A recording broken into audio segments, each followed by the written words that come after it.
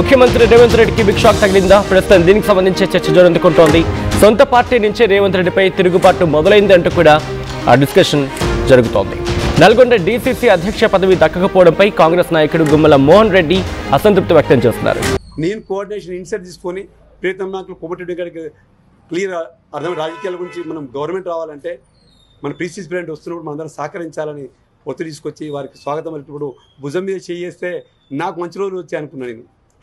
కానీ భుజం మీద చేస్తే నవ్వుకుంటా ఇట్లా గొంతు కోసారని నాకు తెలియదు. ఇవ్వకుంటే ఇవ్వకపోవచ్చు పదవి, నాకు ఇవ్వాలని ఏం లేదు, రూల్ ఏం లేదు నాకు ఇవ్వాలని. నాకంటే ఎక్కువ ఆర్థికంగా నష్టపోయిన వాళ్ళు, నాకంటే ఎక్కువ జెండా మోషన్ ఉండరు ఈ రాష్ట్రంలో.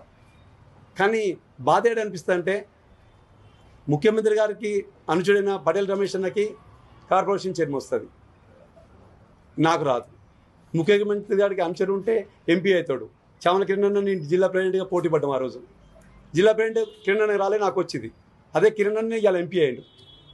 ముఖ్యమంత్రి గారికి మన రవీంద్ర దగ్గర ఉండు ఆయనకి ఎంపీ పోస్ట్ వచ్చింది. అంటే నాకేమనిపిస్తుంది అంటే నేను బూత్ స్థాయిలో పనిచేయడం అనేది కరెక్ట్ కాదని నాకు అనిపిస్తుంది. కానీ రేపు రాబోయే స్థానిక సంస్థల ఎలక్షన్లో ప్రియతమ నాయకులు కోమటిరెడ్డి వెంకటరెడ్డి గారు కావచ్చు, మన సీఎం రేవంత్ రెడ్డి గారు తీసుకున్నటువంటి 6 గ్యారెంటీలు కావచ్చు, సన్న బియ్యం కావచ్చు, ఇప్పుడు చీరల పంపిణీ కావచ్చు, ఇవన్నీ తీసుకొని మనం రేపు స్థానిక సంస్థల్లో నల్గొండ జిల్లాలో ఉన్నటువంటి ఇంకో ముఖ్యంగా ఒక విషయం ఏంటంటే నాకు బాధ అనిపించింది. ఇప్పుడు ఈ ప్రెస్ మీట్ పెట్టడానికి ఏంటంటే నల్గొండ కాన్స్టిట్యున్సీలో 100% నా పేరు చెప్పారు, పక్కన నకరెక్కలు నా పేరు చెప్పారు, మిర్యాలలో అని చెప్పారు, దేవరకుంట చెప్పారు, మునుగోడు చెప్పారు, సాగర్లో అయితే బహిరంగంగా చెప్పాడు. ఒక యువజన కాంగ్రెస్ మిత్రులు ఉండే వాళ్ళు చెప్పారు నాకు. గుమ్మలమోహన్ అయితే మంచికైనా చెడుగా నల్గొండ ఎడుకోవటం పనిచేస్తాడు, ఆయనకు అనుభవం ఉంది.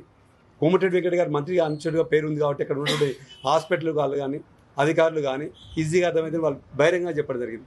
ఇంతమంది చెప్పినా కానీ మళ్ళీ ఎంత చెప్పుకున్నా కూలం అంటారు. నేను మీ అందరికి పెద్ద లీడర్లందరికీ ఒకటి చెప్తున్నా, ప్రజాప్రాయ సేకరణ లేకుండా మీరు చేసి ఉంటే బాగుండేదేమో నా అభిప్రాయం చెప్తున్నా. నాలాగా వేరే జిల్లాలో కూడా అడిరోలు ఉంటారు, నాలాగా తెలంగాణ రాష్ట్రంలో మొత్తం డీసీబెంట్ పార్టీ కూడా కష్టపడాలనేటువంటి ఉంటారు.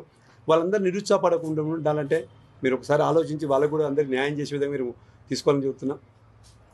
మంత్రివర్యులు కోమటిరెడ్డి వెంకట గారు తలుచుకుంటే నాకు 1.5 year కింద నాకు కార్పొరేషన్ డిక్లేర్ చేయడం జరిగింది మీ అందరి సమక్షంలో.